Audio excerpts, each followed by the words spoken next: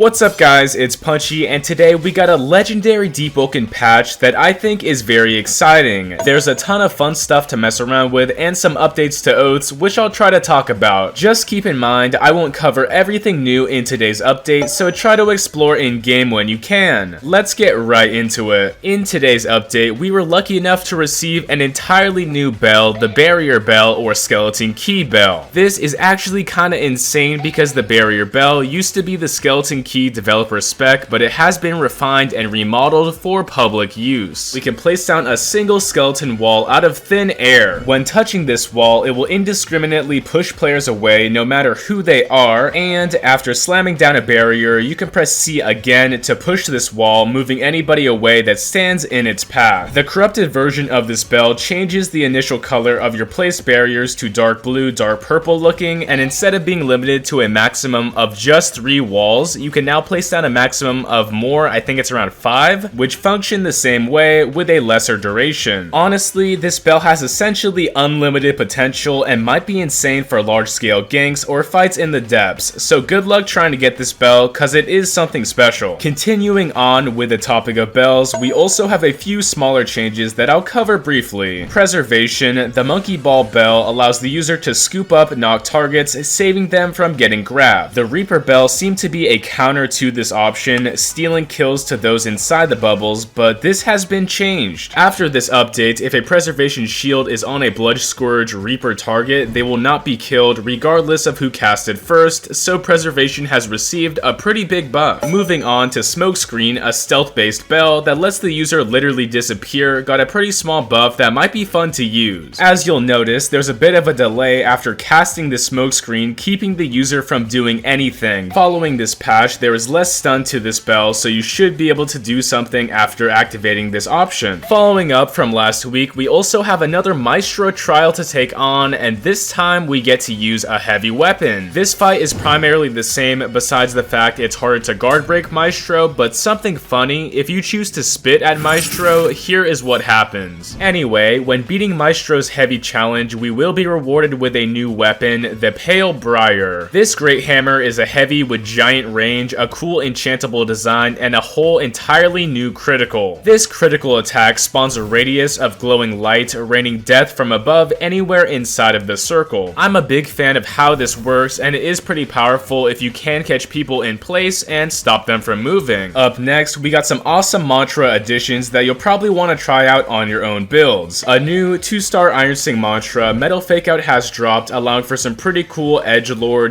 teleports behind you type gameplay that I cannot wait to use. As you can see, Fakeout has reticle aiming, allowing the user to spawn a clone of metal, leading into a backstab that teleports behind that target. It's pretty cool, and I love the animation for this mantra. Returning to Deepwoken's domain expansion, there's a whole new spark for us to play with using Permafrost Prison. The basic use of normal prison is stationary, staying in place, freezing anybody inside that initial cast zone, but it does not move. With a single magnet spark, it becomes a whole lot easier to hit. The magnet Permafrost Prison spawns a dark shadow which follows the user just like Tranquil Circle, activating when players come near and doing the same thing. This option almost seems essential for high pressure builds and anybody that wants to use a moving domain expansion. After all that new stuff, it's time for balancing. I'll do my best to cover some major things that I thought were important, but as always, make sure to experiment yourself in game. In today's update, there's a giant change to base combat which includes Daze, which is absolutely game changing. Basically, before, Daze would force you into a state where you were slowed and could not roll, but now that has been changed. Following this update, Daze now allows anybody under its status to roll, but they do have reduced roll frames. This makes confirmable damage a whole lot harder to use, and I think that's healthy for Deepwoken PvP. Following up from last week, Visionshaper got a whole bunch of changes primarily focused around Illusory Realm. So Illusory Realm got that visual wind-up change that lands a little bit easier, and the removal of Mirage from the deep. I'm sorry to say this, but I think we got some nerfs that might just kill Visionshaper entirely. First off, Visionshaper clones have reduced range for their targeting, and their speed buff has been removed. So I'm unsure how this was a big issue, but clones were spawning too far away from their targets, and I guess they had a speed boost. In this update, both of these things were nerfed. Another large blow that came to Visionshaper clones is that they now have a health of 3 hits. This may sound a bit weird, but hitting a clone 3 times with anything kills it instantly, making it so much easier to counter the user. You don't even have to hit the Visionshaper, you just need to hit their clones. I think this kinda sucks for Visionshaper players, but now base duration of your clones has gone up and the time it takes to spawn a servant has been reduced, so it should be easier to use. I'll be honest, I don't think Visionshaper is that viable after these nerfs. Also in this update, Contractor seems to be a little bit better with the increased combat viability of Lord Slice. After placing a tendril with your crit or physical mantra on a target, you can actually use this move, and it's weird because it has a limitation. Anyway, Lord Slice now has hyper armor when traveling mid-air and applies stun during its hit, so it should be more fun to use without getting slapped out of the air. Following this move's activation, it also has reduced end lag and stun, so it might be better for Contractor builds since it now is a safer option. With that being said, we also are not finished. An equalizer counter has been fixed, removing the sliding counter with the addition of more frames of lag on a miss, so this move should be easier to punish if it's missed and you cannot slide with it. Moving on, out of absolutely nowhere, Fadetrimmer has received some pretty crazy buffs to its mantras, and I did not see this coming. Precision Cuts, the multi-hitting mantra, no longer cancels when parried and does increase posture, so I think this might be good because, you know, you could do more damage, but what happens if somebody parries you and attacks while that's happening? Close Shave also got a similar treatment, doing more posture and damage across the board. Fadetrimmer is sort of seen as a meme option or a joke, but I love seeing the buffs. Besides this, a small nerf came to Dawnwalker, hitting the ether cost and accessibility of a weird mantra, Radiant Dawn. This mantra lets the user slam into the ground with an unblockable hit, but now it's harder to pull off. Alongside this, you can no longer cast Radiant Dawn while in parry stun, which was very easy to do and it was almost an exploit. I'm not saying this was cheating, but you're supposed to be in stun and doing a mantra was a little bit unfair, but I still think Dawnwalker is pretty good, but Radiant Dawn suffered some big nerfs this update. From the Maestro fight, Purple Cloud was rewarded to high-medium players last week, but now it's time for the balancing that I'm kinda sad about. In this update, the M1s of the Purple Clouds function as Fist M1s. This does not proc Fist talents or anything like that, but the Fist particles that were missing are now implemented, and that's pretty good. Besides this, the posture of the weapon has gone down, reducing its overall pressure, and the TP range of the crit has also been cut. It was fairly good for a week, but we'll see what happens with these changes. And that's about it. Battle Royale is back, so try it out with your group and win as a team. That's all for right now, and thank you so much for watching. If you enjoy exclusive update content, leave a comment down below and make sure to like and subscribe because I'm trying to hit 80k subs. Thanks again, it's punchin' time.